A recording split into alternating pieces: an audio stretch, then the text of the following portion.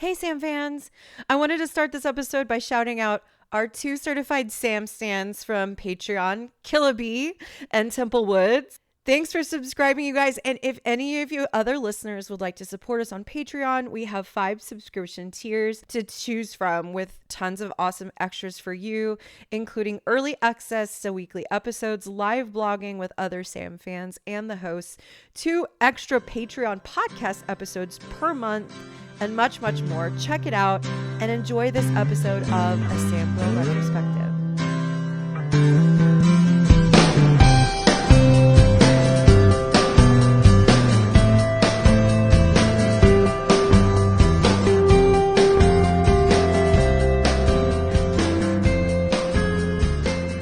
This is episode, oh my God, what episode are we on? Episode 7? Yeah. We're on episode 7 Sounds correct. of season 2. And Vic is with us today. Hello, I'm back. We get to do one of your favorite episodes of season 2. Yes. I'm so excited for you to talk about it. Yeah, favorite, and by favorite I mean makes me feel ill, brackets complimentary. Very sad, yes. So although Nightshifter also definitely a favorite too. So. Yeah, it's so 2 really good ones. So we're doing Yeah. episode 12, Nightshifter, and then Houses of the Holy. So let's just get into it. I can start with the summary of Nightshifter. It's kind of one of the best structured episodes. Yes. It's so good. Yeah, like it's so good. So we start again with a cold open where the boys are part of the cold open. And so we always know that it's going to be an intense episode if that happens. So we seen like Dean like bring out a hostage in a bank or something. We're like, what in the world? So then the boys and like come into this case. I think there are some people who are like robbing banks and then committing suicide. So they're like, what is going on? And so we know by the title, like it's going to be a skinwalker, most likely. And so they end up talking to this guy called Ronald Resnick, I Yeah. think. And he is just kind of a conspiracy theorist, but he kind of nails it until the very end, where his theory is that it's a Cyberman from Doctor Who and not a Skinwalker. But like he even An android. yeah, I'm an android. Even to say that like he thinks this creature goes like underground to recharge, which is what the Skinwalker did do in the past episodes. And so Sam has like very little patience for this guy. He's like, no. And I think to like protect him, he basically says, no, it's nothing supernatural. Like it's just regular people doing things. So the boys end up, I can't remember, do they tail Resnick to the bank, or are they at the bank and Resnick just happens to They're open? at the bank and then he turns up. Yeah. Okay. They're already doing their stuff and then he does the hostage Then he taking. does his thing, Yeah. which he's like, this is not a robbery, but it looks like one. So the boys are there. He walks in and I guess he wants to really prove that what he said, his conspiracy theories, that he wants to prove that they're true. So there's a whole hostage situation. He puts them in the safe. He takes Dean because Dean offers to go with them to like figure this out. Eventually, what ends up happening is they do realize that it is a skinwalker because they watch like the CCTV and the eyes like flare. And so they're trying to find it. But now that there's a crowd of people, it's hard to know where they're at. And they eventually figure out which person it is. And by the end of the episode, the FBI arrives. Henriksen, one of my favorite characters, comes. And I think at one point Sam and Ronald have to be friends, like they have to interact. And they end up shooting, like the police end up shooting Resnick because he's not very good at being like a bank robber. He can't command like a situation and he's just not very smart. And so they end up shooting him. And so they're trying to get the hostages out and like narrow down who is the Nightwalker. And so they eventually realize it's a girl because there's 2 of the same girl. And it's actually a really funny scene because they bring the girl in because they think that the girl is this Nightwalker, and they show her the dead body that looks like her, thinking, well, you killed this girl so you could become her.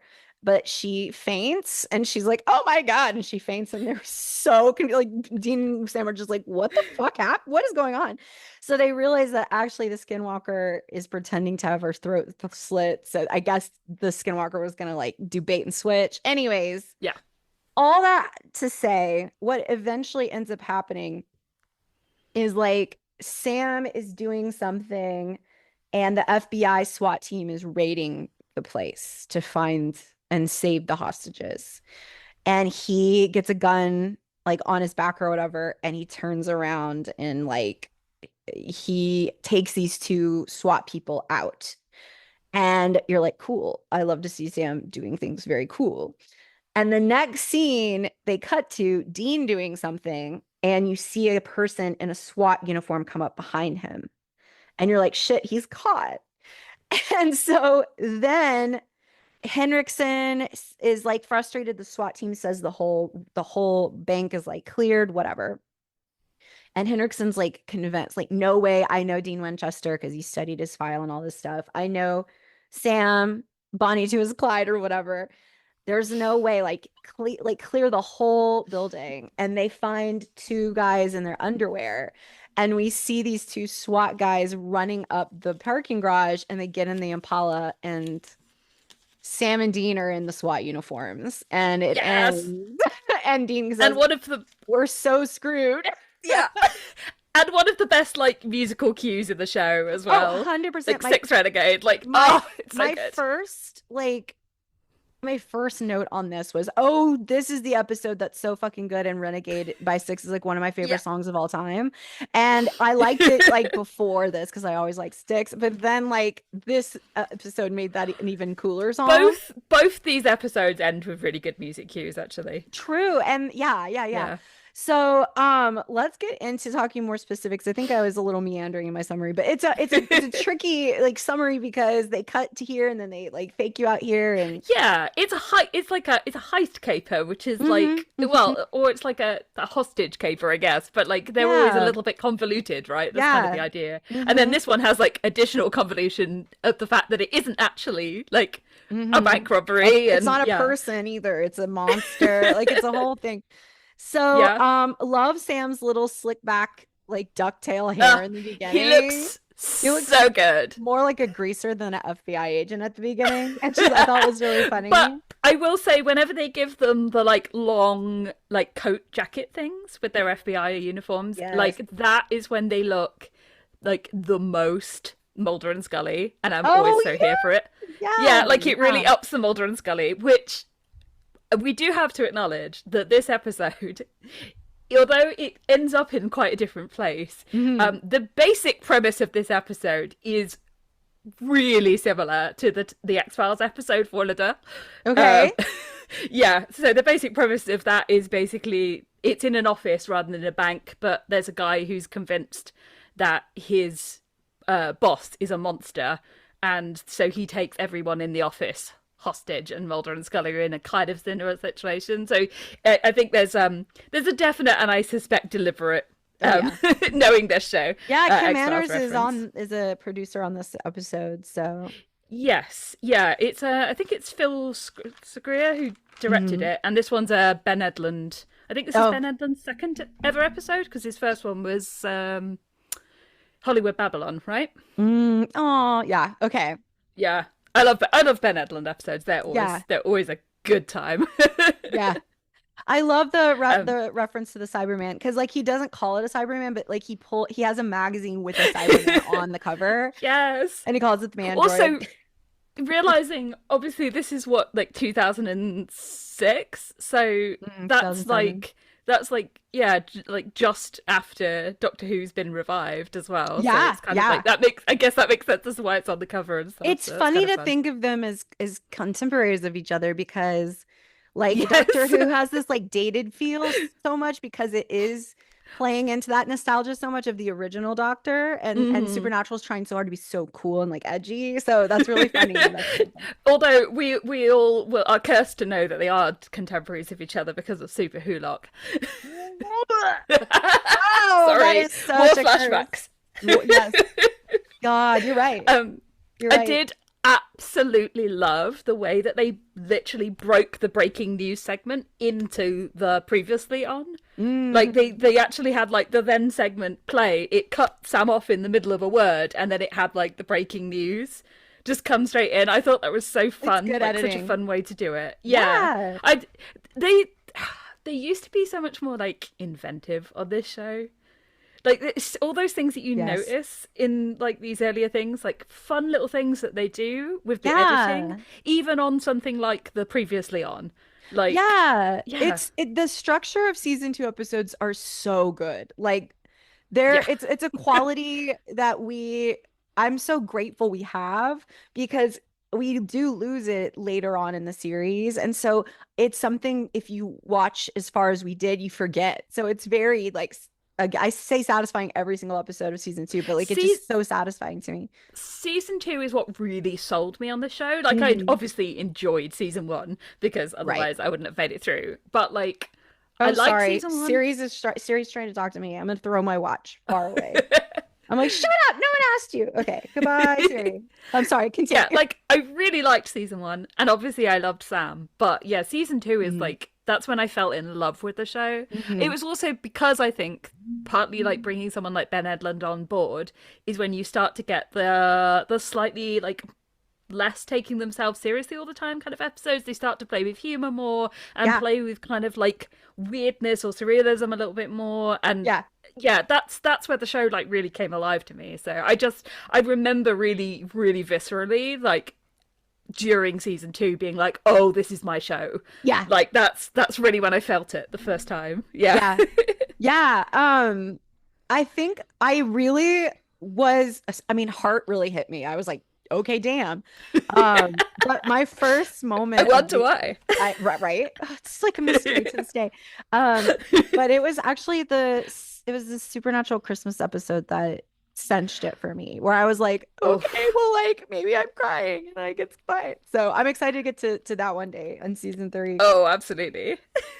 Also, to your delight, I'm sure they have Sam in a hoodie for like a little bit of the They like a like do. hotel time. I was like, oh, hoodie Sam. He has so many outfits in this episode. It's He delightful. does, and yet they still find a way to put that disgusting vertical striped like gray and blue thing under a jumpsuit, which I was like, the jumpsuit is amazing, and then they have to ruin it somehow by personally offending me. The maroon shirt is a bit of an odd color choice with that as well, like Yeah, I do underneath. agree. At least it's just like you can tell it's like a logo on a t-shirt, which dudes like, they like graphic tees. So like I could forgive him for that, but why Yeah. then is it also a vertically striped, that thing that I always describe as it's like faded in the sun in the back of the freaking car. You know what I mean? And it's Yeah, I know. underneath a jumpsuit.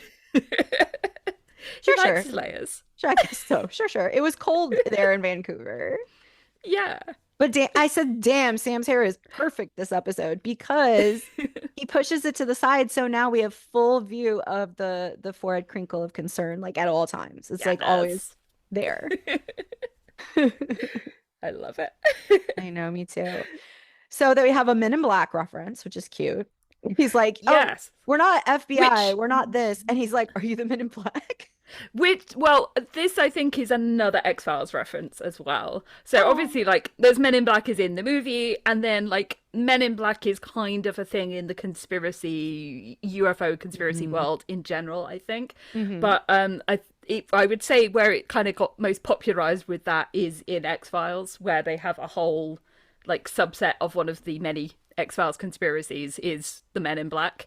So, and again, I'm fairly certain that that's a little like cheeky nod to the X-Files there. So, Sam is just so done with this guy. He's like, oh my God, no. Okay. yes, I wrote somewhere about like later on as well because he's like kind Mhm. of like this throughout the episode. Like this episode is a study in Sam having absolutely zero patience for fools. He's so so done in this one. I think at Yes. one point, like, Ronald is like, "You come with me. I don't like you," and Sam goes, "Fair enough." And I'm Yeah. like, "Yeah, because you've been kind of like super harsh with him." And I get it was originally to protect him, but he didn't know he was a wacko who was gonna then respond to that by like shooting up a bank. Yeah. I loved the bit where they go to see Ronald and they do the like WinSync badges where they like both Mhm. put their badges up to the thing at the Yeah. same time. That's It's such a always good in a shot. montage. Like every time they do like a Yes. montage, that's like such a like quintessential. But also one of the quintessential like scene, like little brother Sam scenes is when they're locked in the Yeah. safe and the girl is like, I think her name is Sherry. She's like, "Is that your Yes. brother? Or who is that?" And he's like, "That's my brother." And she's like, "He's so brave." And Sam gives like the most I am so done eye roll so Yes. far. It's And so then she comes back, and then like there's a bit later on where she's still going on about him, and you can just see him. He's like, this is what I mean. Like he's done with people in this yeah, she's entire like, "Is he episode. always this amazing?" And he's just like, "Ugh, kill me." And it is a very Yeah. Dean-centric episode, but it was still very enjoyable despite that. Like as a Sam podcast, like Yes. obviously we're not watching Supernatural because we like want to see Dean all the time, but it's such a good episode. And Dean is so Yes. cute in it. Like it's just fun and like I don't feel I like they loved it. I loved Dean in this episode. There's a yeah. couple of like sleazebag Dean moments, but in a He's kind of gotta like be he's gotta be himself. it is kind of like lovable rogue kind of way, Mhm. like it's the kind of level of sleazebag Dean where I can be like, oh you, I wouldn't want to encounter you in real life, but in fiction you can Like be I can enjoyable. watch you on my screen. Yeah. Yeah, from a safe distance, My in the next knowledge that you're not real. Yeah, when they take the jumpsuits off, I think like after they kind of the jig is up and no, we're Winchesters and we're investigating. I said I cannot believe we started this episode so good with wardrobe, like four different cool outfits, and now we're back to being awful with one of my least favorite shirts of all time, and that's what he stays in like the whole time until He does, I'm The afraid. SWAT outfit. Yeah, so I did say about like Sherry like gushing about Dean all that time. I did just put like poor Sam having to listen to her gush about Dean, how I feel every day on tumblr.com. Oh my God, right? That's so true. And I was like, "Girl, stop. Like leave him alone. That's so awkward." Like even if it wasn't super annoying, it would be awkward to hear someone talking to you about your Yeah. brother like that. Like just relax, girl. You sound desperate. But yeah, I like I the do. part too where like I think at some point oh, at one point Dean is like, "Okay, I have to leave you with my brother Sam. Like y'all get along." And like they're sitting there for like a beat and then Sam goes, "Hi, Ron." Yeah. And it's like kind of wholesome and then it's also you can kind of it's kind of sarcastic. It's just very funny. It's a great episode. Yes. I love it. I love it. I do also really love the fact that I think this is maybe like the most disguises we ever get in one episode. Yeah, Because it's we've got boom like boom boom. FBI, we've Hmm. got like bank security, and then we've Hmm. got the SWAT at the Yeah. end. So it's like three in Yeah. one. And we love Hmm. disguises. Hmm. So We love disguises. I it's like love this that. has got two things that we love. We've I got well, know. it's got many things, but we've got disguises and we've got the return of the real world consequences and the introduction of Hendrix with them, which Oh, even more love exciting. Hendrix. I love him. I Um, think we should talk about him. let's talk about him. So, Sam who? Let's talk about Hendrix. well, okay. So you said real world consequences, and that's one thing I wrote down in all caps with like real period world period consequences. Like sad for Rob, but we do love to see real world consequences. Like, and one of those is the boys are not just having to deal with like shifters and the reality of the supernatural, but they're also having to like try to keep Rob alive because he keeps or Ron alive, but he keeps putting himself like in danger, and they're like having to Mm. also like balance the hostage situation and the police, and now the FBI is there. And so, um, let me see where I talk about Hendrickson. I think what did I put it all in? I put it all in. Oh, I said I gasped when Hendrickson appears because I fucking love this character and he's so incredible. It's a shame that in usual like supernatural fashion they waste his potential. But for now, we get to enjoy him. Yeah, I did write all caps Hendrickson, hi, hello, and a little heart eyes face. So I love him. I love him. He's so good. Hmm. Yeah. Also, I would like to say, I did say the other day when we did Korotoan that Supernatural needed more bottle episodes, and I had actually kind of forgotten that this is essentially a bottle episode. So, and it's again, it's such a good use of a bottle episode. Like it knows exactly what a, like a heist is. Not a heist. I keep saying heist. Hostage. A hostage situation is like such a good like bottle episode trope, isn't it? So, Yeah. yeah, and it just. And it's then connected like also, to the other one, but it's still all like in one. Yeah, it's great. yeah, and it's kind of like two really good things actually that are good for bottle episodes, which is hostage situation and also like there's somebody who can pretend to be somebody else and we don't know who the bad guy is. Like both of those make for really good like tension. So I think like it's such a clever choice to combine those two things together. Like it just works really well. But it's such a good episode, I think, because it's fun. Like a lot of it is kind of fun and almost quite light-hearted. But it manages to maintain the tension at the same time. And then by having Ron die like that, it then also kind of like has actual like stakes to it, and as you said, like real world consequences, and it does have this moment that kind of like brings it down and makes it more serious. And I really do think that this is like one of the most perfectly constructed like episodes of the show. It's just from start to finish, it's just enjoyable. Like I said, I didn't write as many notes as maybe I could have done because I was just sitting there enjoying myself too much watching it, Yeah.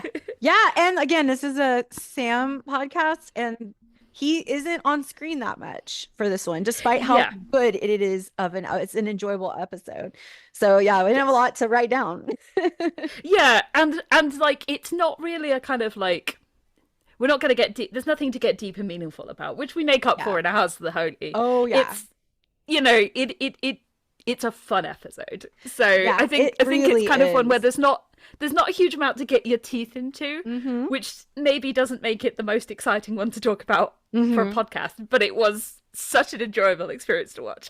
Yeah, there's not a ton of deep brother moments. There's not a ton of myth arc, but like the twists and turns were really fun. Like I said, oh, Sam finds the skinwalker. It's Sherry, the girl Dean was connecting with. And the next line was, okay, wait, she's not the skinwalker. And then I said, dang, she got me and the boys. I love not having a very good memory for this. I totally forgot. I'd legitimately forgotten that twist because I was watching it and I was like, am I face blind? Are they face blind? Like, did they just get the wrong girl? Like, that's where I thought it was going for a second. Is she slightly different? Well, and what was so funny is like, was it just another white guy? Right? The pacing of that scene is so funny. The way that they turn and look at her, and then they turn and look at the other, and it's so funny, even though it's actually really horrifying because there's a dead girl, or seemingly a dead girl, and then this other poor girl just saw a dead body for the first, and you're like, is this traumatic or is this fun? What's happening? Yeah, it's so funny. I liked it as well because it was situationally funny, but neither Sam or Dean were like. Jared and Jensen were playing it as a funny scene, if that makes sense. One of the things particularly Jensen is fantastically funny as a comedic actor, but he's very sticky, is the way I would put it. It was his face that got me. I was like, he was so confused, and I was cracked up because his expression was so funny. Yes, but it wasn't like his kind of like sticky funny face where he's like, it wasn't I am being funny. Yeah, it wasn't like I am being funny now. It was just like the actual reaction that you would have in that scenario, but the scenario itself was kind of inherently comedic, right? Yes, it was perfect. At the same time as being kind of horrifying. So yes, perfectly supernatural. Perfectly done. So Sam takes out 2 SWAT guys by himself after being ambushed. One of my favorite moments, because like so often when we watch later on, we're used to, this is the part where he gets knocked out and then he'll wake up tied up. And so it's so fun to watch these earlier episodes where like he takes care of shit. And we love to see it even in that awful shirt. So the next thing we see is like this fake out, which I really love, of Dean having a flashlight shine down on him by someone in a SWAT suit. And he puts his Hmm. hand up, and then we find out, of course, that, it's Sam in the SWAT outfit. And what I wish we could have seen was Sam somehow then, okay, I'm changing into this SWAT outfit. I'm going to go give Dean his SWAT outfit, and Dean's going to change into his outfit. And just like the logistics of how that would go. Like he's watching out. He's like, I gotta watch out for me, bro. I have to change really fast. Like, cover me. Like, and also, how did like Sam actually fit into another man's normal size like clothing? Good Like question. he had to have like his ankles had to be up Yeah, we underneath his didn't see the knees. ankles. Like, there's this much of a gap. Like, I actually, was like, apparently, him and Jensen have the same length legs. I think they've said this because they can like oh, share trousers. but Jared's torso But is like his extremely like torso long. is so long, which is like when you look in the first few seasons, especially like he's often got like a bit of tummy showing because All they right, so were now struggling to find shirts long enough. I'm just like, Crop top. yeah, I'm just picturing him in a SWAT crop top because his torso is I mean, aren't we all at all times always? oh my God, that's so funny. That's it though. I Jared, mean, don't listen like, to this. yeah, sorry, Jared. Yeah. Do we have final thoughts already though? Like, I think that's kind of it. Like, what else do you want to hit before we rate I it? mean, I think you did sort of mention it, but we do have to mention the Bonnie to your Clyde line. Oh, Not oh just the yeah. fact that, Oh yeah. obviously, the fact that Hendrix says it, but then the fact that Dean's response is, well, that part's true. It's like insane show for insane people. I love this show Yeah, so that much. part. He's like proud. He's like, yeah, that part's true. But anyways, Yeah, also, this show said, once again, Sam is the girl. it's It loves to fan code him. there. I was gonna say it's coded, but then that's like explicitly saying, yeah, he's Bonnie. She's the girl. Yeah. And you wonder why there are certain type of like shippers in this fandom. Like they make it very easy. They make it very easy. Yes. Yes. I have said before I am not like an active Winchester shipper. Hmm. But I acknowledge the fact that it is a core part of the show's DNA. Oh yeah. Like you can't really like remove it from the show because the show was doing it. Yeah, Bonnie and Clyde were not just buddies who were robbing banks. They Yeah. were fully in love with each other and would literally die for each other. So, because Yes, they were in love. exactly. Anyways, we'll move on. That can be a Patreon episode. Well, that's fine. Okay, are we ready to pass judgment on? I think so. Yeah. I Okay, can't this is the believe it. fastest we've ever discussed an episode. It's just too good. That's the problem. Like when Yeah. something's really, really good, Yeah. but without the like meat of something serious to get your teeth into, It's good and happy. Like there's nothing Yeah. that we need to unpack and be mad about. exactly.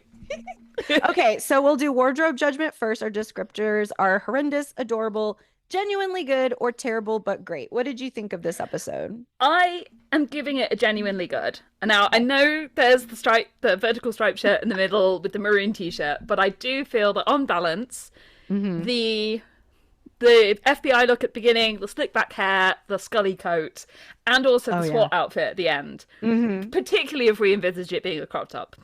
You know, just saying. I think they're enough for me to tip the scales towards a genuinely good. So Fair, very that's my fair. overall ranking. I put genuinely good until that shirt was on him the rest of the episode. So I put terrible but great because we had terrible, but then we had some great stuff. So I feel like that's a good compromise. I'm glad when Jess kind of brought that up and was like, the compromise is terrible but great, right? And I was like, gosh, she's right. She's always right. Cool. So let's do our Sam fan friendly scale. We've got screen time, enjoyment, and heart eyes on a scale from 1 to 5. Vic, let's start with screen time. How would you rate the screen time for Sam? I gave this a 3.2. Okay. Everything where he was on screen was thoroughly enjoyable. He got to do stuff when he was on screen. He got to be a badass. He got to be clever. He got to be a bit snarky slash maybe kind of slightly mean, but in a hot way. Yeah, he was so impatient. He was just like, I'm over it. Yeah, but it's more tilted towards Dean. Mhm. So yeah, And it's not going to Sherry. get top marks. Yeah, Harry and But- Ron. and when he's on screen with Dean, like it's just a good brothers episode. You know, Yeah, it's fun. it's precious. So I enjoy it. I But gave it it's- a 2.7 because I I was just like, he's barely in this one. Like there was a Yeah, whole you're probably right. paragraph that like I was writing and I was like, all of these notes are about Dean. And I looked back and I was like a fifth of these notes are about Sam. Yeah, I think So, the thing is he kind of comes on screen more mhm, often than you think, but a lot of the time he is, I guess, kind of yeah. he's getting to do stuff, but it's not stuff that's necessarily moving the plot forward in the way that Dean's stuff is. I think Yeah. is kind of what's happening. So yeah. So true. So true. Okay, so in enjoyment for Sam fans, what did you give this for your enjoyment, Vic? I gave this a 3.8. Again, like I was like, I need to separate this from the enjoyment of the actual episode. Which is so hard to do because it's so fun. Like I was tempted to give It's it a really fair. high mark. I Because was if you're tempted a to just Sam give it a really high fan, mark. if you're a Sam fan who can still enjoy it, that counts because nothing bad happens to Yeah. him.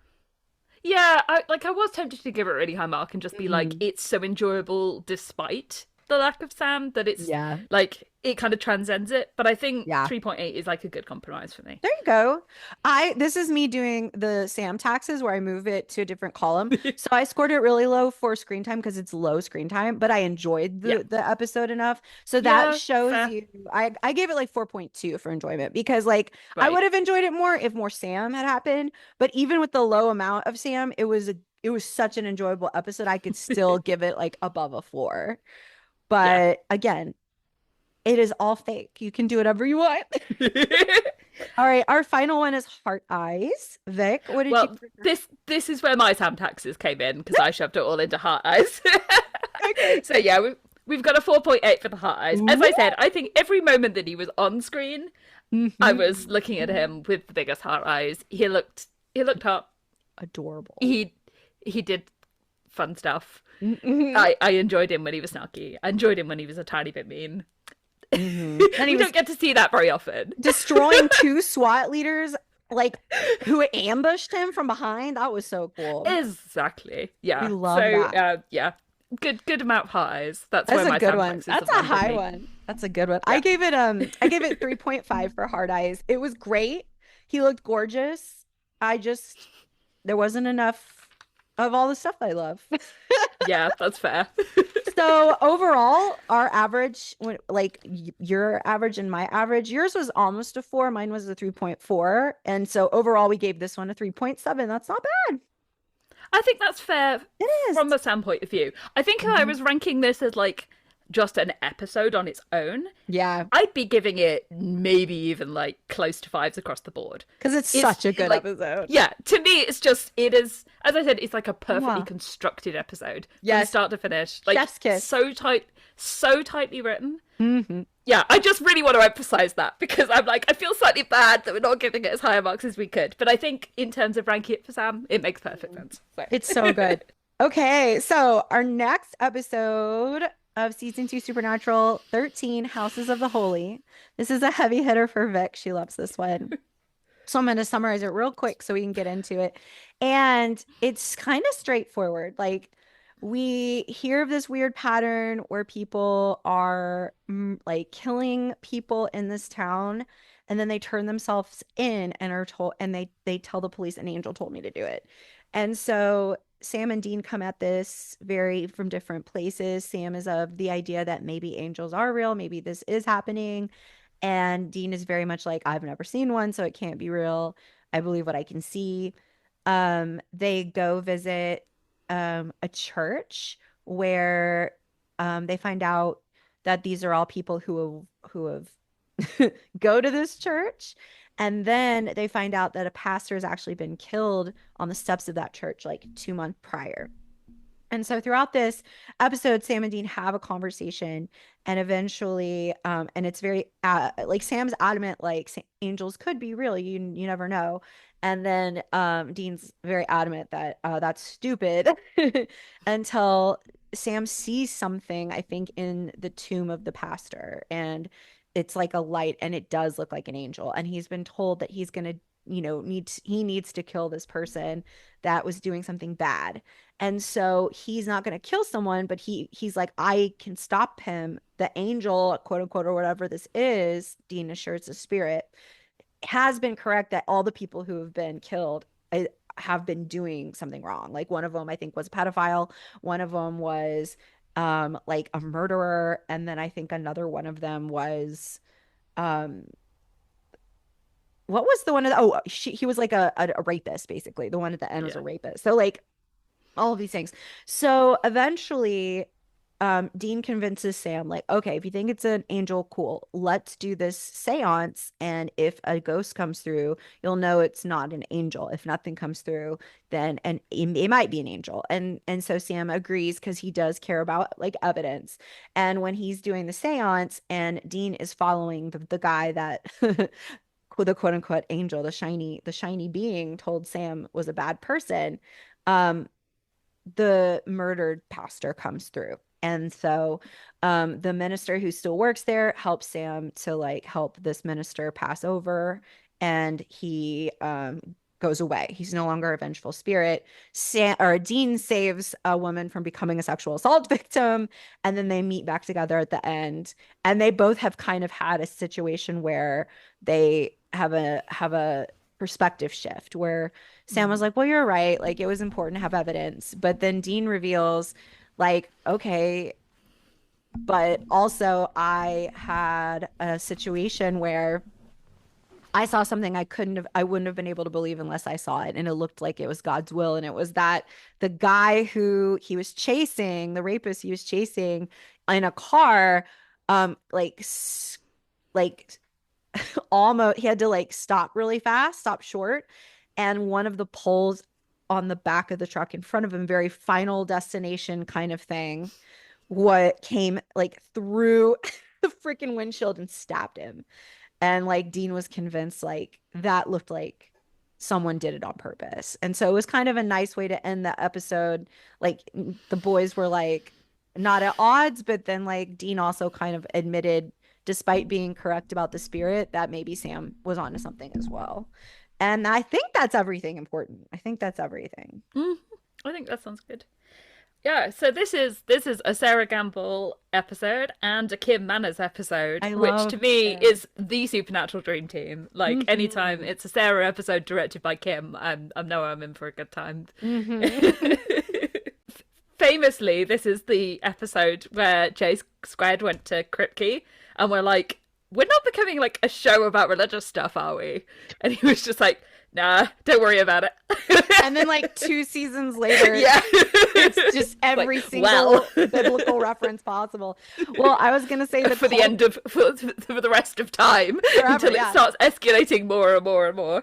Yeah, oh my God. No, I was gonna say the cold open is scary to me too, because I am also afraid of televangelists who won't shut up. Yes, very fair. But then we get Sam in white scrubs, which is so cute. So cute. Yes, I wrote the same thing. I was like, why does he look so cute in the scrubs? Like, just So adorable. cute. Yeah, and again, like the structure is really interesting because like we see this girl kill someone, and we're like, what is going on? And then we just see her in an institution and set up because someone comes in and it's Sam. And we no Mm-hmm. longer watch them like try to come up with disguises. We don't see like a lot of the behind the scenes stuff. Like it just they know that we know how they do that. And so him coming Exactly. in is like really Yes. cool to see that. It's a good like trusting the audience kind of thing. Like they're like, Yes. okay, we've established this stuff. Yeah. Now we And I can know just you kind of love that. I know you love that yeah. element. I do, yeah. Anytime the show trusts the audience is always good to me because it Mhm. really loses that later on. they Yeah, that just they spell just it out. stop trusting the audience. Yeah. Yes, and I just love him when he sat listening to her in the Yes. asylum and just the little squishy forehead wrinkle of Yes, concern. I wrote that. I said the forehead crinkle of concern is present. And Yes. Sam is so sincere and beautiful and He's soft. And got such a squishy little face.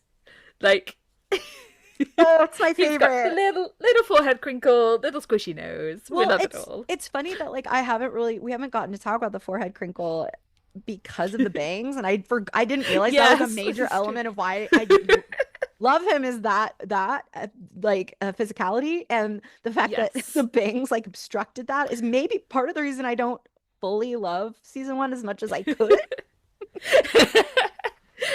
Yeah, I agree. Like so many people are so hung up on like little tiny Sam with the bangs or whatever, and I'm just like, You can't I see don't his know. forehead crinkle, and it does so Exactly. much of the heavy Free the lifting in forehead scenes like crinkle. that. Free the Yes. five head. Free the five head. It's very important. It's very important. Yeah. Yeah. And I love what Elle brought up the other day in the last episode that we all did together about the fact Mhm. that like Solus never does the little forehead Yeah. squishy I think thing. I said Like that. Yeah. Like he never does it yeah. because he isn't squishy. He has no concern in his Exactly. forehead. But in this episode, I think the forehead crinkle is happening at one point, and then when he gets serious, it drops and it like disappears. So it goes from Yes. concern to what again? What? And it's like it's really funny. Anyways, I he does it a lot, and I'm sure it's completely like he can't help it. Like that's just how his face is, but it works so well in these scenes. It does. I love it. In the next scene, I had a question that is Sam in the heart V-neck because I think that he is.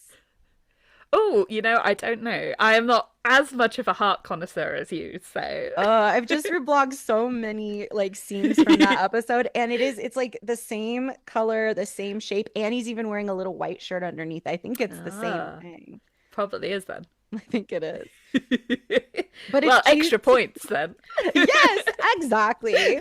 Um, I did love the logistics of like Sam doing the legwork alone because Dean is grounded because he is Yes. wanted. He's like Also literally a wanted good by the FBI. Yeah, also a good just like Dean and his complete lack of personal boundaries around Sam. With like him on the on the magic fingers bed and Sam just being like, this is making me Sam's uncomfortable. like, I don't like this. And Dean's like, come on, man. What am I supposed to do in here? I'm bored. I'm gonna I turn mean the TV on, weirdo. again, I think we could say something to the effect of, the show is doing some of the work for Winchester. Yeah, it really But is. also like just the reality of like having been like two teenage boys who have lived in a motel room together like Mhm. their entire lives. Of course, you've got no personal boundaries. Or like it kind of makes sense to Yeah. me that Dean is the kind of person who that situation would develop out of that would just develop no personal boundaries, and Sam would be the kind of person who would be like, I would like to establish some boundaries. Yes. Thank you very I much. can't keep doing this. God. Oh my God, that's so funny. Well, so we're to the point in my notes where I make a comment on like it's always wild to me that Dean fights demons and he obviously knows there's life after death because they literally fight ghosts on a regular basis and their job is to make sure that they pass on. Like they're making Yeah. sure that like they leave this plane. So he has to understand there's another plane. But angels for some reason are too like far out for him to believe in. Like he's like, I believe in what I can see. But it's, and so once again, it's like he needs things to be either black or white. Yes. Despite the fact that like it is reasonable to think like, well, this exists, i.e., it's practical to believe that this exists. I mean, just a Yeah. few episodes ago, they thought vampires were a myth, and then they ran into them, and now they know that they're not. That's true. Yeah. And I think I think the conversation at the end where he brings up Mary does go some way to Yes, explaining some it of does. Dean's. I mean, I have stuff to say about that whole bit, but yeah, I think it goes some way to explaining why Dean is quite so um staunch on trying to like he really doesn't want to even consider it. Yeah, But I will say that he is extraordinarily bad at reading when Sam is hung up on something because it's important to him. right. Like it took him so long in this episode to twig Hmm. that there was kind of like that it took him so long to twig that there was something that he had to like ask Sam about. And Yeah. even then, he didn't do it in a way that was like, okay, clearly there is something that matters to Sam here. He went straight in with like more of the kind of like snark and the Like, like, what's your deal, man? Yeah, yeah, like what's your deal? Like, why can't you just like let this go or it's whatever? And because Dean has his own it's so deal. frustrating to me. Like it's because Dean Yes. has his own deal about the angels, and you're right. Like if you don't mind us getting out of order a little bit, No, that's fine. like you're right that like the reason why he can't ask Sam about why are you so is because he's so staunchly against it. And I think I wrote like I'm with Dean here, like mostly because, you know, I'm a lapsed Baptist and I have Hmm. trauma from the church. And Dean hates them because the angels, Mary said the angels would protect us. And what was proven to him is no one was watching over them. And actually, if they were, it's worse because Yeah. then they're a bunch of dicks, and It it turns out, turns spoiler out alert. it's worse than that, that they are actually there and they're all assholes. Like angels are watching, they don't care about humanity. God is watching and he's kind of a dick and just like playing around. And so like when he said that, and it's just a few notes below that, so I guess it's like in a few scenes, I could Mm. see why it would be hard for him to say, to tap into that and be intuitive back towards Sam because he's so Yeah. hurt deeply on his own, for his own point of view.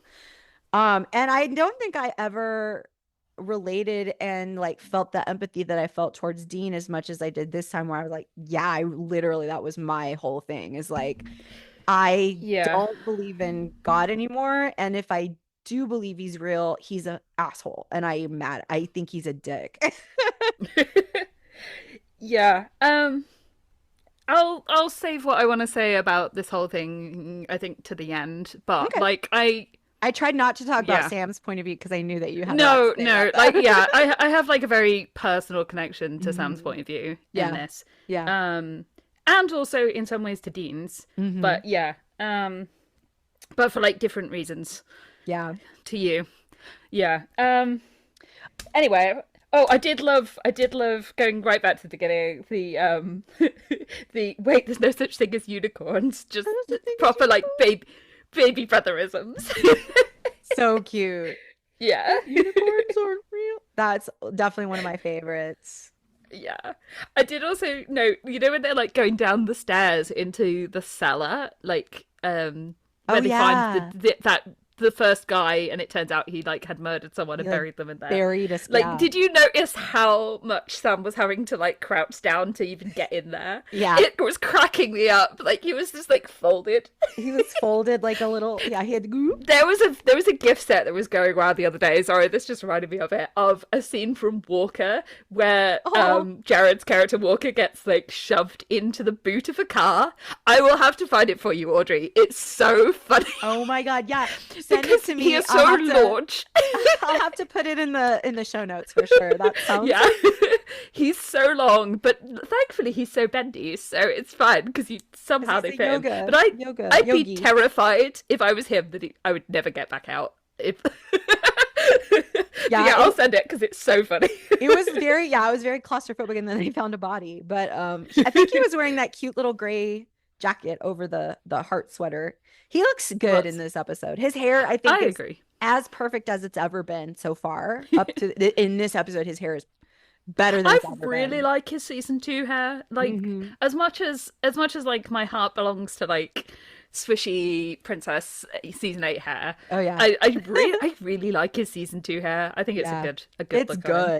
good. Yeah. It's a very good place right now. Because it was in this floopy era where you could tell they were trying to grow it out but didn't know what to do in the interim, and it's finally kind of reaching what it should reach. Yeah, it's funny because it's kind of like in the early season, I feel like they were trying to like make him look softer and younger, and it's like, well, number one, Jared is literally the same age as Sam, and I think he kind of looked kind of baby anyway. Like, I don't think he Yeah. really needed the I think bangs to it's do it. because at But that time we didn't know what a beefcake he was going to be like in 4 and 5 and it's true. 6. So it was like, well, we need to make him look younger because like right now he looks like a grown man, but like in comparison, like no, he looks like a tiny baby. A little string bean. Teeny baby. Also, I wanted to shout out Elle because this is one of those episodes that would piss her off because of the narrative and how it sets Sam up to be incorrect, even though there's a completely reasonable amount of evidence for Sam to be correct. But then Sure. she would say Dean gets to be right in the end, anyways. So I just wanted to let Elle know that we got you. That's true. Yeah. Yeah. I do love the little touches of like the angels everywhere, like Mm. in or at the edges of all the different shots and stuff. I feel like Yeah. you could do that in a way. Like I feel like I could see that being done in a later seasons episode where it feels really cheesy. But like the way that Kim Manners does it, where they're just sort of like incidentally there, and then they're just like highlighted at the moments where it's like dramatically best to be like, hey, there's an angel, but it never feels cheesy, and I don't really know how they do it, because it should logically feel cheesy, especially when you've done it more than once. But something about all the little angels in the background like hanging out throughout the whole episode, I just find really good. Like I think it's just such a great little detail. It's great. Yeah, well, and I feel it's like such a Kim Manners detail to me. That's what it is. It speaks to the direction, it speaks to the cinematography of it, because it's not in your face. It's just like part of it. I also wanted to make a mention of how there are questions about that the audience might have about, okay, well, why is this spirit different? Like, why is he shiny? Like, why can't he read their minds and make them feel calm? And there are moments where, like, Sam and Dean are kind of arguing about it, and they answer those questions without it feeling like exposition, where it's like, well, he wouldn't be the first one to be able to read minds, would he? And like, I just thought that was another really good trusting the audience to pick up on that, but also just like really tight writing. Like, I really liked how they did that. I also think they've seeded this quite well by introducing in what's it called? The episode in Baltimore that was definitely not Baltimore. Oh, dang. Linda Blair. That's right. I don't remember what that one was called, but it was great. My brain has gone blank. But yes, where they introduced the idea of the spirit who wasn't an avenging spirit. She was a spirit who was, like an omen, a warning sign. Yeah. So I think they've kind of like quite nicely seeded in the idea that there's like the usual suspects types of spirit. Yes, thank you. I can't believe I can remember. I know I couldn't either. I think they've quite nicely seeded in this idea that like there are different types of spirit that might manifest in slightly different ways or do slightly different things. So I think that actually works quite well. Like, again, I think that's how they can get away with kind of just being like, okay, here's a little bit of explanation, because we've already had that idea kind of introduced to us in an earlier episode. And then I think actually this episode is almost kind of setting up, plus that one in some ways, setting up a later episode in this season, which is Roadkill. I can't wait for that one. I know. I don't think I'm on Roadkill, which I'm sad about. But there's just every episode I'm sad that I'm not on in this season, because they're all good, so I can't complain. But yeah, like, I think that kind of like setting up the idea of Sam's empathy towards spirits. Like, you see in this episode, once he realizes what Father Gregory is, his empathy for him is just so deep. It's beautiful. And it should kind of upset him. It should make him go, well, damn, it's not an angel. But I mean, instead, it does. It clearly does. It does, but that's not what takes point for him. Like, yes, exactly. He pivots immediately into, I need to help this guy. Yes, exactly. Yeah, I love that. Before we get too deep into that, because I feel like once we get into that, we're kind of like then really into the meat of all the serious stuff. Talking about it. I just want to bring up the fact that, you know, the scene where Sam gets through the window. I wrote this down. Yes. It's the bit in the gag reel where Jared's trying to do it and it won't open, and it's just him and Kim Manners swearing back and forth at each other, and Jensen just like corpsing in the background. Yes, it's so funny. I wrote that down too. I was like, isn't this the part where Jared could not unlock the damn window? And he literally says, I cannot physically open this window. And then there's the bit about like, I'm going to come in and kick your little 5'4" ass. Which is such like a tall person insult. God, that is an iconic gag reel moment. It's one of my favorites. Yeah, it's so funny.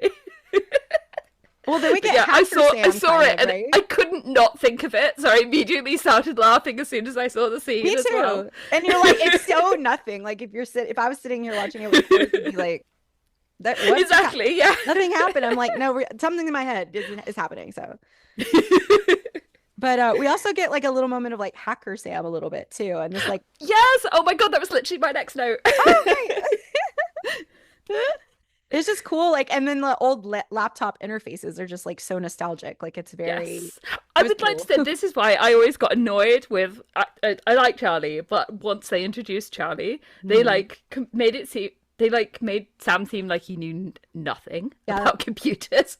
Yeah, and I was always really annoyed. I get that he's not like a hacker on the level of Charlie, but it always really annoyed me that they were just kind of like Sam will forget about him now. And it's like, but they've literally had him like hacking into stuff He's previously. Come hacked on. things quickly, yeah. Yeah. I also do love the like retrospective foreshadowing, I suspect, because I, as much as Cricky liked to go on about his 5-year plan, he has admitted that the 5-year plan was not really real. With the portrait of Michael and the flaming Oh, Michael I wrote sword. that down too. I think I Yes. said something that's like I said it's like really funny that like this guy they chill with later on is just like here's a beautiful painting of him. Like Sam loves angel lore. He's like he's upset. He's like talking to the pastor like, "Well, doesn't this mean this?" And like in the Bible they're fierce and they're this and like he's talking all about it. And there's this literal painting of Michael who they will literally be kicking it with like in a few seasons, but like not in a fun Yeah. way. And I'm like, I wonder if he thought about that later, like, oh, here's that guy I saw in that painting in a church. Yeah, as I said, it's definitely one of those moments where I'm not sure if it was like fully intentional foreshadowing, but it Mhm. makes great retrospective foreshadowing. The For whole sure. scene, like, you know, the way they're talking about angels and the idea that they're warriors of God and whatever, because when they're first introduced, before we like start making them a bit depowered and boring and comic Yeah. relief characters, angels are genuinely quite scary. And Terrifying. As they yeah. should be. Like biblically accurate angel photos are so cool to me. And now there's like biblically accurate like it memes are happening. So people Oh, are yeah. making other things into biblically accurate like I don't know. It's funny and so like but like when you really sit with like the mythology of Revelation, like they are very scary. Um Yes. so it is kind of disappointing what they end up doing with them. They just kind of like trap them in a human body and make them act like robots. I don't know. Yeah, yeah. No, it is a shame because yeah, when they're first introduced, they're genuinely cool. Like season 4 and 5 Angels hmm are great, are great. Yeah, especially like Uriel and Anna and even Cass when he's first introduced. Yeah, Casa was. It'll be interesting when we get there. I'm excited to rewatch that Yeah, part for sure. it's. I feel like there may be like some baggage that stops me from enjoying Cass as much as I did the first time round, which is a Mm. shame, but we'll get there. I did enjoy when Sam and Dean were both stood on the steps outside the church, and Dean was stood on like 2 steps lower than Sam, and he looked like 2 apples tall. Yes, I thought that was so cute too. Like the minister is like on one of the steps, and then Sam is like Yeah. way down, and they're eye on eye level, and he's like 4 steps. Them. I just love that Yeah. moment too. But that gets us to Okay. the part where like, they're talking and like again they're arguing about well angels could be real and Dean's like, well that doesn't make sense. And I think Dean says at one point, he's like, what are you gonna do next? Start praying every day? End of day. And that's when Sam's like, well, I do pray every day. I have for a long time. Oh, And yeah. this is like a big revelation for Dean. Dean's like, oh. And It's I think that moment reminds him of his mom, and that's why he reacts that way. yeah. Which is what I forgot when I was first rewatching it today. And then when Hmm. at the part where he talks about, angels weren't watching over us, even though mom told us they were, then that would mean a lot for him to hear his baby brother was also praying like their mother who died, depending on angels. Yes. Yes. Can I just say they really should have done more with this when they brought Mary back? Like, Yeah, but they given don't that they remember set up. anything from the No, I know, beginning. but given that they set this up about Mary, really, when she meets Castiel, that they should have had some kind of scene that was sort of similar to when Sam first meets Angels. Of anyway, Yeah. Or Mary I'm should have getting off kicked his topic, but ass because he didn't watch well, out for her boys. But like, that's I very just true. feel like there's so much lost potential. You're totally right. They should have done so Yeah. much more.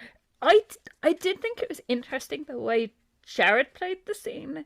In that, hmm to me, the way Sam reacts or kind of looks at Dean feels almost like he's sort of surprised that Dean doesn't know that Sam prays. Like, Interesting. yeah, it's not like I can't say that for certain because it's not like a cut and dried expression, Mhm. but something in the way he looks at him to me and the way he says it is almost like, did you not know this about me? Like, Yeah, it's like and I why are and I you why is that a joke even? Like it should be yeah. it should be a possibility at least in your mind, you know? Yeah, but I mean, that is one of the reasons why I definitely think when he says for a long time, he does mean back to childhood. Mhm. On top of stuff like we get later on in season 8, when Sam does the confessional before undertaking the final trial, and Dean asks him if he's ever done it before, and he says the once when we were kids line. Like, there's little suggestions that this like religiosity or this belief has gone back to his childhood. Yeah. And we know that it plays into the feelings of like uncleanliness and feeling othered and monstrous that have plagued him since he was a child. Yeah. So it certainly makes sense to me that this is something that extends back that far. But yeah, it's interesting to me because I really did feel like the way it's played suggested a little bit that Sam was somewhat surprised that Dean didn't know. But at the same time, I can't see Sam having been like open about it, right? Like, it makes sense to me that Dean might not know that Sam was private about it, but maybe he just sort of expected, they're all they're all so on top of each other all the time, and they know everything about each other, that maybe Dean would have figured it out anyway. Yeah. Yeah. But yeah, I just that scene hurts my heart. I know. Yeah. I feel like Sam is hesitant to search for evidence because Dean's like, well, you want to be sure, Well, right? Similarly to To Faith, me, right? it feels like, yeah, like I think it would hurt him to find out that it wasn't true. Like his faith is keeping him going. And so he's like, well, I logically always want evidence before we move forward. So yes, I'm gonna say yes to Dean, but you can tell he hesitates because like he also was like, well, I don't want to find out if it's not true because it helps. So I'm saying it's a very similar setup to In Faith, in that there is something that confronts Sam's faith. Yeah. And Sam doesn't want to directly have to challenge that to find out one way or the other. But the moment that he is provided with evidence one way or the other, he's like, okay. That's just a very Sam thing to me, is that there'll be times when he doesn't want to challenge something because it's so meaningful to him, and the cost of finding out one way or the other is big, right? Yes. Just mentally, that's a big thing to know. But as soon as he has evidence, he will get on board one way or the other. Yes, he accepts it. Yeah, he doesn't try to like bend it around his narrative. Like he accepts, okay, this is what's going on. And it's implied, and I guess maybe even explicit, but I think it's implied the pastor is targeting Sam because Sam prays for redemption. Yes. I would say that's explicit in the text. Yeah. And so he's like, some of us need redemption, right, Sam? And it's like, he's like, hey man, don't out me in front of Father whatever over here. But I did want to comment on Dean leaving Sam in the parking lot. Because honestly, I understand why he did that. Like he was like, okay, we're splitting up. You go do the seance. You're too close to this. And then he runs after him. Seance with the SpongeBob placemat. With the SpongeBob placemat. I said it's fucked up. But at the same time, like I get why he's doing it because Sam is a little too close to it, and so he's like, we'll split this up. He's not abandoning him. He's saying, you take this part, I'm taking this part. I just question the practicality of leaving Sam to be with a spirit that Dean believes is manipulating him. Like, you know what I mean? Yeah, that's but at the end of the day, the spirit was honestly just misunderstanding his role. Like he really thought he was doing the right thing. He was misunderstanding what even he was. And that he didn't even realize he was dead, like, or that he was a spirit. So it turned out fine, but it was just an interesting moment. I thought it was. I just have to say, just in terms of just like spirit based supernatural episodes, this is one of my favorite. I love as I said, like I love seeing Sam demonstrate his empathy towards spirits, and I love any chance that we get where we're shown we the audience are invited to empathize with spirits, like because it makes total sense to me that, especially in Roadkill, like I'm excited for that one coming. But it's so much more interesting to me that to have this like variety, than to have every spirit is evil. And that's to why have these shades of grey.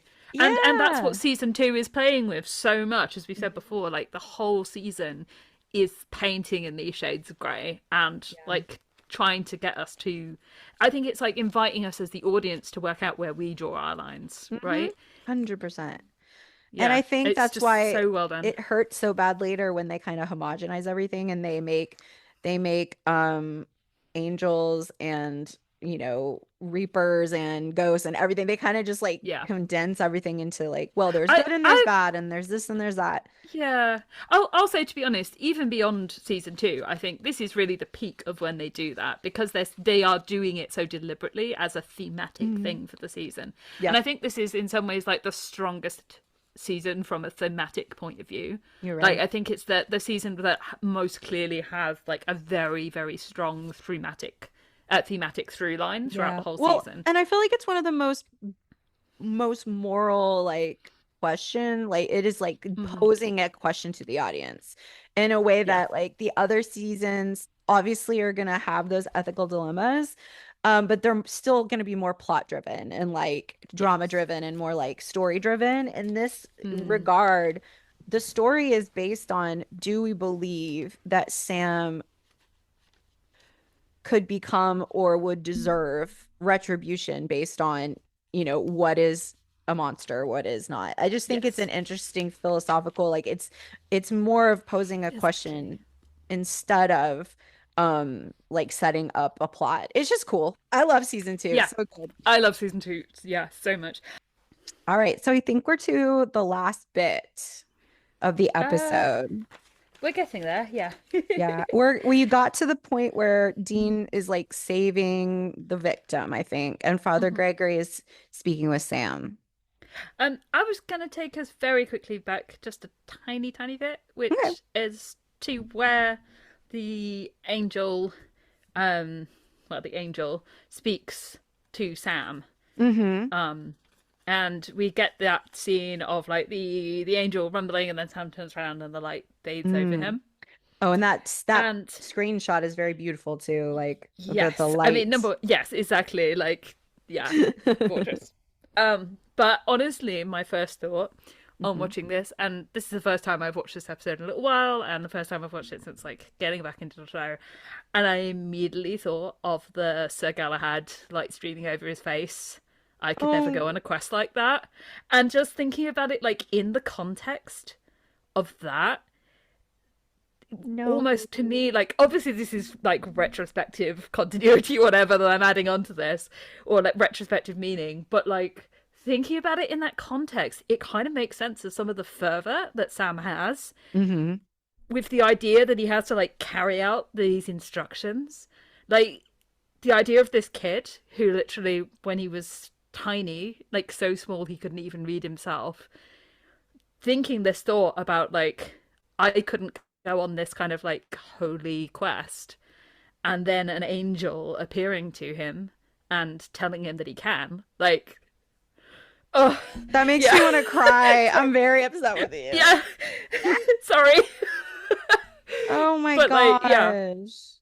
that's one of those things where like, yeah, it's like obviously those two things were written so far apart. No one was like, there's not a deliberate connection. But the fun thing about a show that lasts this long is Yeah. that you can weave these things together and make these things, because luckily there is enough of this like continuity of Sam's character that that kind of stuff works. And yeah, I think just looking at it from the point of view of an analysis of Sam as a character and thinking of it purely within the world in which he inhabits, that's a really, to me at least, I think that makes sense as like an explanation or a partial explanation as to some of the degree of like fervor that Sam feels about this. And Hmm. obviously his immediate situation of having that heightened sense suddenly of this impending feeling of monstrosity and that something bad is going to happen to him. But yeah, just That makes me sad. You can't hear my sad face, but I have such a sad face. No, that's beautiful. I love that connection. It makes a lot of sense. And if you haven't considered already making a graphic to include that moment, I hope that you do. yeah, I definitely will if I can We all find want to the be visually access to saddened. it. Oh, and I also thought that when Sam and Dean are arguing about whether or Mm-hmm. not Sam should go through with following the instructions of the angel, right? And Sam says about like the angel says this guy's going to do something bad. He hasn't been wrong yet, and Dean Mm. says that line about, you know, you're supposed to be bad. Maybe I should just stop you right now.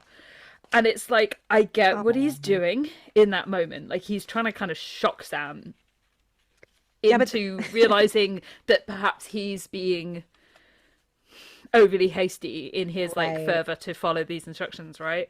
right. But at the same time, that's a hell of a thing to hold over someone. Yeah, well, and they do have evidence, it like consistent evidence that the spirit is correct. They do not Mm-hmm. have any evidence that Sam will become a monster. Like that has not happened to, that's not Yeah. consistently proven anywhere. So like I get what he's saying, but even if you're gonna do it like that, like it is not a it is false equivalence. It is a false Yes. Yeah, it's not as it doesn't feel as intentionally manipulative obtuse. as Yeah, yeah, as some other times that Dean will say stuff. Like for right. instance in season 4 with the God doesn't want you to do this, where he literally like points at the we'll get when we get to that, I'll be strangling Dean She gave me on the another sad through the babe. screen. My other So sad. it doesn't feel like that level of it, but I think there is a little part of that that does feel even unintentionally like Dean does have power over Sam. He just does. That's how their dynamic works. Yeah. And that feels like a moment of like almost holding that power over him, you know? Yeah. So, I yeah. don't love it. Ugh. It didn't make me happy, no. No, no, no, no. Did not spark joy. No. Yeah, and I also think that so I guess we can kind of come back to the you know who else had faith like that conversation, which we've kind of sort of brought up Mm-hmm. with regards to we've talked about it with regards to how it explains some of Dean's reaction in this episode, and Mm-hmm. I think that it is a moment that does make me feel a great deal of empathy for Dean. Mm-hmm. But something that is striking to me about it, number one, I love any moment where the show actually parallels Sam and Mary, because the Mm. show loves to parallel Sam and John and try and tell you that Sam and John are exactly the same, No. Yeah. even though actually, like, when you really get down to it, it's a very superficial reading Mm-hmm. of them to see it that way, whereas Sam and Mary have way more parallels that matter. You know, Mm-hmm. they both Yes. had faith, they Mm-hmm. both desperately wanted to get out of the life and were Mm-hmm. dragged back into it by forces against their will. Mm-hmm. You know, there's much more meaningful parallels there, so I always enjoy that. But also, again, this was a fact that Sam didn't know about his own mother. And time again, we are shown the distance that Sam was kind of kept from his mother. He was always kept at arm's length from her. Yeah. You know, he never Mm-hmm. got to know her in life, It's but awful. then he was never even really allowed to know her through the people in his life who did know her, you know? Right. Which is Mm-hmm. something that you would expect. You would expect that if a parent has passed, that that your surviving parent and your siblings who remember your mother would want to do everything to make it so that you felt that you knew them in some way. Right. And time again, we're shown that that is not what happened for Sam. That Sam is constantly kept on the outside, and it just really speaks to that isolation Mm-hmm. and um the exclusion from that family dynamic that Sam always had. Yeah. And then that obviously then feeds into some of what we see in terms of Sam's feelings of wanting to be saved, and Right. this And and this ugh. hinted at childhood, you know, that this has gone on from childhood, and then tying, you know, and again, some of this obviously is again retrospective or whatever, but then if we tie that into that I'm not clean speech, Mm. you know, we know that we've had feelings like this since he was a child, and it's Mm-hmm. like it's not the demon blood. Like he didn't sense the demon blood, you know? Mm-mm. This is a child who was so isolated and othered within their own family dynamic that they developed these Mm-hmm. feelings. as a way to rationalize their situation. Right. And And then the demon blood, like as a discovery, doesn't help. yeah, It's maybe explains something he already believed about himself. well, I think that's the problem, that the Hmm. demon blood becomes Sam eventually lumps everything under the demon blood because that's the only Hmm. way that he can explain this feeling that he's had, Yeah. you know? Yeah. Um and like in season 5 when they try and push this whole idea that Sam's angry and that he's angry for no reason, and Sam starts to buy into it, this idea that he has all this anger inside him and it's for no reason, and that it must be something that's innate to him, and essentially he links it, he says it's inside of me, and the way he says it makes it very clear that it's inside of him in the way that he feels the demon blood is inside of him. Hmm. So it's all kind of like it makes a lot of sense that it's something that he eventually ends up lumping all of these feelings and reactions that he has to his own situation into, because it's something that provides an explanation Yep. for something that is actually so much more complex and so much more. It's something that I think he would find very difficult to really truly unpack.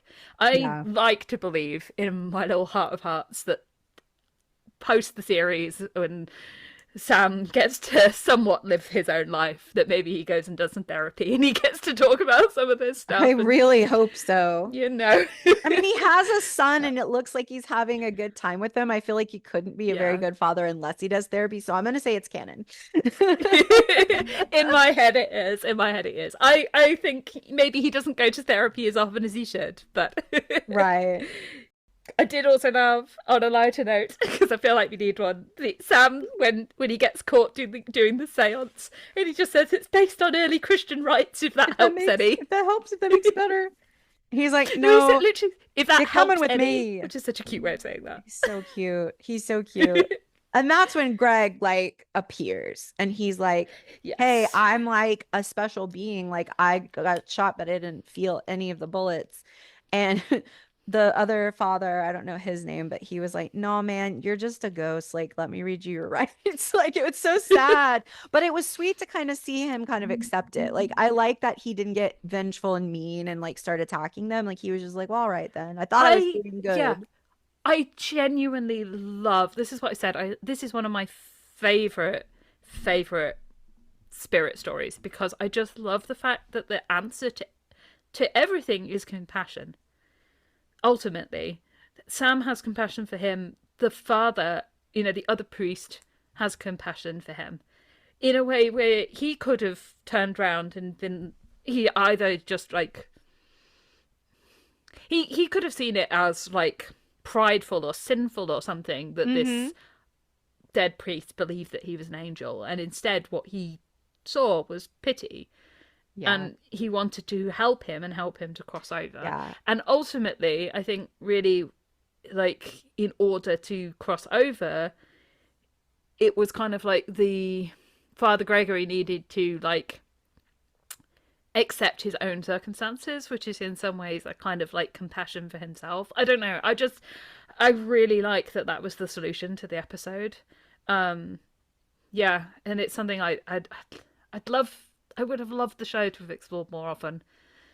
That sometimes the answer isn't guns, and it isn't even salting and burning. It's Yeah. It's showing compassion. understanding. It's empathy. Yeah. Yeah.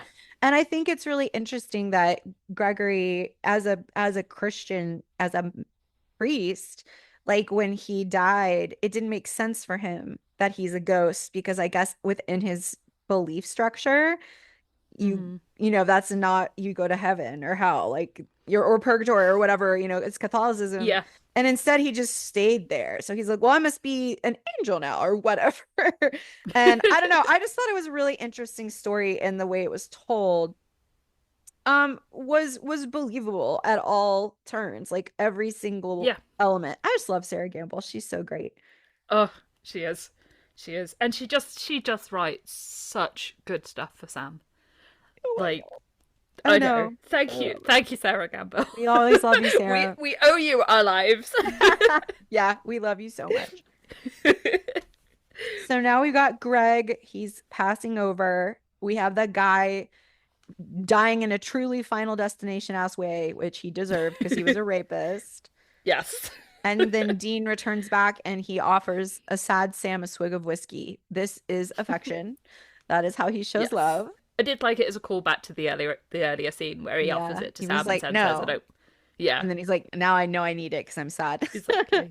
But we get that really important speech where he, I wrote it all down, so I'm just going to read it and then you can talk Okay. to me about it. But Yeah. he said, I wanted to believe so badly that, it's so hard what we do all alone. And he says, we do this all alone, and there's so much evil in this world. I could feel like I might drown in it. And so when I think about my destiny and how I could end up, like Dean kind of cuts him off and says, don't worry about that, I'm watching out for you. And Sam says, well, I know, but you're just one person. I needed to think that there was something else watching us, higher power, a greater good, and maybe I could be saved. And then I cry. Yeah. Then we get so sad because he gets teary-eyed. Like Jared delivers this so well. Oh, um he's and so good. yeah, you it's know, so you know, I sad. could, I could talk about Mhm. Jared's tattoo for the rest of the Well, and time. I said, just because it didn't happen this episode doesn't mean it won't happen. In fact, it is true. They are listening, and the truth is much worse because they're assholes. Yeah. No, unfortunately, it is. Yeah, as I've said before, one of the things that is like one of the cruelest things that this show ever does is the way that it stomps on Sam's face. And it's like genuine, like wholesome And I don't faith. mean that. I don't Like, mean that as a criticism of the show. yeah. Like, I mean that brackets complimentary. Like, thank you. You hurt my heart so bad, but But like he genuinely has always believed and wanted to believe in angels, and he's yeah. prayed to angels, and he's been excited at the idea of seeing angels. Oh, I still think about the scene where he first meets Cass, and he's just so excited to meet an And then angel, and angels are like, you're gross, you're an and abomination. literally the first thing Cass does is say, "Sam Winchester, the boy with the demon blood." Ooh. Ooh. But he does shake his hand, so there's that. It's just um, it's so terrible. And Sam is so sweet, and he like yeah. sincerely admits that he felt Dean was right. But then Dean Well, offers the way he says "you were right," it's mhm, so. Jared has a way of making his voice so little. little Like and it's so shaky. yeah, just soft and Hmm. small and sad in a way where you feel like Sam is shrinking in on Hmm. himself.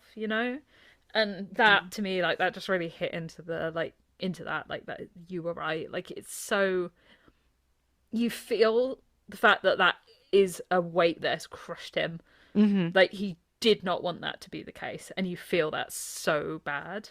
Um, yeah, and But then he of doesn't course get yeah. defensive that he's wrong. He just like admits No, that's it, what I mean. And I Yeah, love that. And that's that's something we see with Dean so often is like when he's wrong, like he might kind of be like, whatever. Like, and yeah. and even Dean like doesn't rub it in his face. And I think that's what I love about this ending. We love to see like a narrative trade where like, yeah, Hmm. I was right about that, Sam, but like you can't believe what I just witnessed. Like it had to be an act of God. And so I Yeah, just thought that was like a really sweet ending for them. yeah, yeah. And I do also like the kind of like there's so much evil in the world, and I feel like I could drown in it part. I like that because I feel like that again really, and it makes sense because they're both Sarah episodes actually. I guess that she would call directly back to her own something that she previously wrote. But in Faith, Sam says, there's so much bad out there. Don't you believe that there must then be something good that Right. balances that out, right? Yeah. So that's a really nice, I think, bit of continuity that kind of Hmm. draws on that and builds on it. But yeah, I mean that's the idea of the way he says it. Like there's so much I feel like I could drown in it. Like you just feel the weight of that. And again, that's a weight that's been put on him since he was a child. Hmm. On Yes. both of them. It's been put on Hmm. both of them. And we know that Dean feels like that sometimes. He's less ready to admit it, but he feels like that sometimes too. Hmm. He felt like that in Croatoan. He straight up said it. Hmm. Hmm. I don't want to do this job anymore. Yeah. because it feels like I'm drowning. Like, you know, they both feel it, and Yeah. it's awful to He think said, that. "Don't we deserve to live? Don't we deserve to have a life?" Yeah. Stop. Um, It's so sad. yeah. And then yeah, the "I'm looking out for you. I Mm, know, but you're just one person, Dean." I think is a really interesting little exchange as well. yes. Um, I think it's a really good illustration of the way in which Dean views his role in Sam's life as being capable of being all encompassing, and that it Right. should be all encompassing. That if Sam has Dean in his life, that's everything, Hmm. you know? And that's the way that Dean views family. Family is everything, right? And he's always viewed it like that. Right. And family is everything, brackets, this is bad, actually. This is bad. Yes. Yeah. Negative. Yes, exactly. Toxic even. On the family is hell show. Who'd have thought? Right. Oh God. Yeah. But yeah, I think it's a really nice encapsulation of that. The idea that to Dean, his role in Sam's life is all encompassing. It he when he says, "I'm looking out for you, so it's going to be all right," I think Dean really means that. He really believes that. He really means it. He's like, "Well, you've got me, so what could Right. possibly go wrong?" Right? Hmm. Not that I think that he necessarily thinks that he is 100% capable of protecting Sam, but he wants to believe that he could be. Yeah. Well, and he's like, you He's don't have to sincere in worry that. about that because I'm worried about that. I've got Yeah, that. exactly. Yeah, he's trying Yes. to share the load Yes. of But I think also he almost has an expectation from Sam that that should be enough. That right. if he says that to Sam, that's enough, right? His big Hmm. brother's looking out for him, his family's looking out for him. Hmm. And for Sam, I think again it's complicated because Sam is never able to fully like that we see Hmm. really dig down into the root of all of these feelings that he has. Right. But certainly at this point in the narrative, I think Sam is still more independent of Dean because of Yes. his time spent away. Hmm. They're starting to become more and more enmeshed. And of course, like what happens at the end of the season, I think, is one Ooh. of the things that Oh God. that that like kind of permanently changes that forever and kind For of sure. re-enmeshes them to a point where there's just no way out. It'll never, yeah, it'll Um, never change.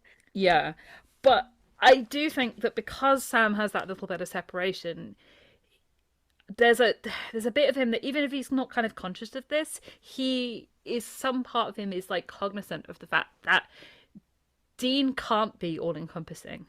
Right. And I actually think that that is a very compassionate way of looking at Dean because it's a lot to put on one person, right? Yeah. And I There's think, to say like you alone can provide that for mhm, me. yeah. It makes sense to me that Sam would look to something external outside of the family Yes. because his experience of family has been exclusion. And that was the case even when Dean was there, Right. right? As much as Right. Dean tried to be there for him in a way Mhm. that meant that he wasn't lonely, it couldn't do that. And I actually think that Right. there's a really nice parallel with that conversation that they have all the way in season 11, Mm. where Sam says, "I was kind of a lonely kid, Dean." And Dean's response is like, "What are you talking about? You had me." You know, it's that same dynamic. Right. A little bit more frustrating in that case, right? Because by that point, you're like, come on, Dean. We're literally 10 years down the road and Yeah. we're still having this conversation. But it's that same dynamic of to Dean, his presence there should have been enough because Yeah. he was there, he was providing something, and it was family. And for Sam, he understands that Dean couldn't be enough. He could never be enough because he is just one person. Right. And even with Dean there, he still felt these feelings. Well, You and I know? think that's why that was so beautifully said. And I think that's why Jared delivers this next line softly. Like he plays Sam being very like gentle about it, where it's like, Yes, hey, I exactly. got you, right? It's fine. I'm your big brother. I got you. And Sam knows that that isn't just like Dean being like, I got you, but it's an identity, like you were saying, like this is who Dean is. He's the protector. He's the one who's making sure Sam's okay. And so he needs to be gentle in the way that he says to him, like, yes, and you did a great job, but you're only one person, and without Yeah, it sounding like he's saying you're not enough or you didn't do a good enough exactly. job, which is something He, Dean could take offense to. And I think in other conversations in the future, which especially in the like the season 9, season 10, like he will take certain like things like that as jabs. And so it was just a really nice, it's well acted, it's well written moment for him to be like, right, but this is different because, and like I don't know, it's just really, it was a really yes, beautifully balanced moment. it's a genuine appreciation of an acknowledgement of the fact that that does matter. The Mm-hmm. fact that Dean is there for him, and the fact that Dean is willing to try and protect him, I Yes. think matters to Sam. Mm-hmm. But he's saying, but I do also need more. Right. And again, I think that's actually a very compassionate thing to say to someone who their whole life has had a very unfair burden put on them. It's actually Yeah. almost saying, you don't have to carry that burden yourself, Mm-hmm. you know? Yeah. In some ways. You know what I mean? Like it is almost to me offering Dean some compassion in that moment as well. Yeah. Um yeah. Do we have final Um thoughts? Anything else we need to cover? yeah. Okay, so yeah, I just want to talk a little bit about like why this episode in particular means a lot to me. Let's do it. I want to hear. So, okay, so growing up as an undiagnosed autistic kid, and also queer, and having no idea that I was queer, because I had absolutely no framework for understanding what being asexual meant, Mm-hmm. and I couldn't even begin to understand that I was bi-romantic before I understood that I was ace. Mm-hmm. Um, that would never even have occurred to me. Mm-hmm. So I, in a different way to Sam, and not as extreme, but I very much grew up with the sense that there was something just deeply wrong with me, but not in a way that came from growing up in a religious environment. It wasn't I am queer or I am this or I am that, and I have been told those things are wrong. Mm-hmm. It was an internal sense of I don't understand why I'm not like other people, and I Right. can't work out how to fit, and I can't work out how to function in this world in the way people want me to. Yeah. Um, and as part of that, I did develop a kind of similar thing to Sam of wanting to be religious, um, because I kind of felt that like maybe if there was something wrong with me, that like maybe if I like believed in something, that could be a way of like fixing myself. And I think similarly to Oh, Sam, I don't really view Sam as ever having been like formally religious, if that makes right. sense. Like No, I yeah, that never makes really get the sense. impression that he went to church, Yeah. right? Like ever really at all. I don't Right. really get that impression from No. him. I mean, he's And probably in in a some church just because they were friends with pastor or whatever. But yeah, yeah, he was like exactly. babysat. But like, yeah, I don't believe that he practiced religion. I definitely understand what you're Yeah. saying. And it feels to me more like it's a very personal faith that he kind of developed Hmm. on his own, Hmm. and that it has very little in some ways to do with real belief in God and more to do with this sense of like desperately needing something Hmm. external to be able to like provide something that could either offer explanation or offer solace from these feelings. Um, Yes. so yeah, but the thing is that it like inherently I'm much more of a Dean kind of approach to this kind of stuff. Like you know me, I don't believe in I don't believe in astrology. I don't believe Yeah. in like you know any of this stuff. I have very much am a like I have to see proof to believe in things. Hmm. So like the like God stuff was like it's a real aberration for me, and that I think is like part of the reason why it was kind of like it's not really religion to me. Right. It was literally just a way of trying to provide a thing, and I see in some ways Sam as being kind of similar to that because as soon as he is given evidence one way or the other, he's just very accepting of that and kind Hmm. of like you know, and I would say on the whole that Sam is quite skeptical in a lot of ways on the other Hmm. stuff.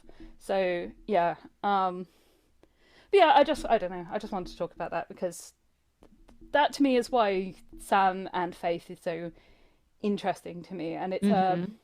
I think it's a view on faith brackets negative Mm-hmm. that we don't see very often. Yeah. I think a lot of the like faith brackets negative that we see is more your kind of experience of having Mm-hmm. grown up religious and that having provided you with trauma, as opposed to kind of almost developing like a form of religiosity as a way to try and cope with trauma Yeah, or like cope with a difficulty in the world. you had a very Yeah. unique connection to religion, and that was represented to you in this episode in Yeah. a very Yeah. specific way that, like, I don't think many people would say, "Oh, well, I always, I was praying in a spirit that I thought was an angel." You know what I mean? Like, it's a very specific story. Yeah. I think that's so cool that, like, your very unique relation to that came through with Sam. Yeah. And I will Really say, sweet. I think that watching Supernatural for the first time and watching Sam's faith be dismantled, Mm-hmm. um, and coming to understand why Sam felt the way he did Mm-hmm. actually did help me, like break Oh, free from that. Because now I'm just like, eh, that's it's not great. real. That's so You know, sweet. like Yeah. I'm not saying that I don't like still have some of those feelings and whatever, but Yeah. like, yeah, I do genuinely think that like, yeah, Sam has done many things for me. Let's put it that way. That's So he is character of all time for a reason. Okay. so wardrobe for Houses of the Holy.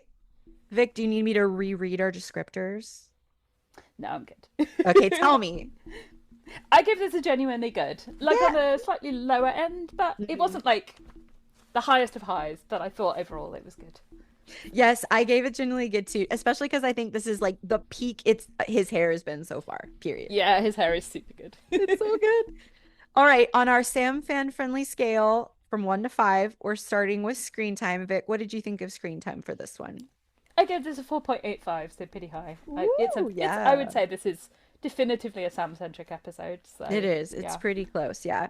I gave it a 4 only because they like it's kind of half and half, but it's good. It's yeah, it's yeah, good Sam stuff. It's very, I mean, it's specifically Sam stuff. yeah. Okay, how about Sam friendly enjoyment? 4.9. Ooh, this is so you love this like Faith. Yeah, yeah. Almost. Yes, yeah. This is a yeah. In terms of like it's stuff that I like to get my teeth into Hmm. with Supernatural. This episode provides a lot of it. I will say this is enjoyment brackets makes me want to throw up, Yeah, it's but sad. in a good way, I guess. Right. Yeah. I gave it a 3.8 because of this my when my feelings get hurt, you know how I am. So it was hard for me. Um, We're like polar opposites on this front. yes, but I mean I love it. It's beautiful. I love it more because I got to listen to you talk about it. But yeah, I give it a 3.8 because it is a sad one. It's a hard one. And our final category, Heart Eyes. What did you give Heart Eyes for this Houses is of a the full Holy? this is a full 5 points for me. Just Full the five? level, yeah, yeah. Ooh. The level of empathy that Sam demonstrates in this episode for other people, for him, and almost, yeah. I don't know. There's just so much in this episode that makes me love Sam and is like core to reasons why I love Sam. So Mm-hmm. yeah, Mm-hmm. it scores very high for me.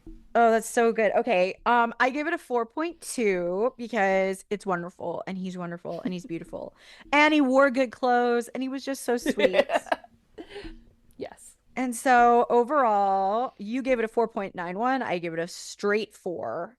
This is this is rated. We're done. I can't believe it. What's our combined rating then? Oh no, hold on. Let me see what it is.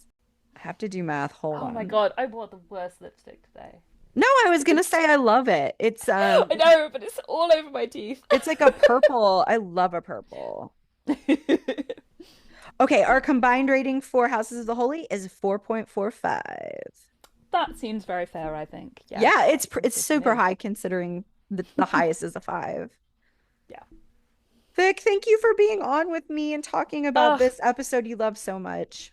Yes. Well, I had a great time. I think what a fantastic set of episodes back to back as well. I know. And they balance each other nicely. Yeah, they really do. We get one where you're just like, I'm just here for the ride. I'm just gonna sit back and enjoy myself, and another one where you get to be like, I'm having my heart literally torn from my chest right now. Deconstruct my own faith. I know.